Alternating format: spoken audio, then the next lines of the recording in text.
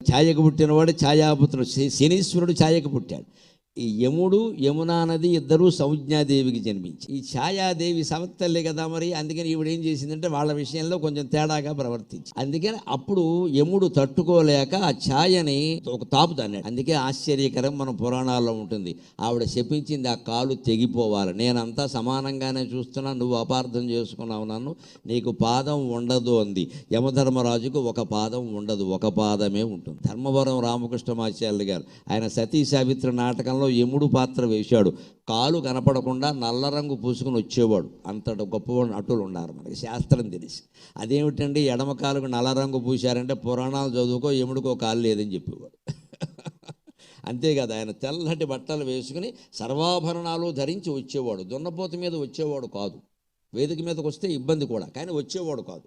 తెల్ల బట్టలు వేసుకుని సర్వాభరణాలతో ఇంద్రుల్లో వచ్చేవాడు.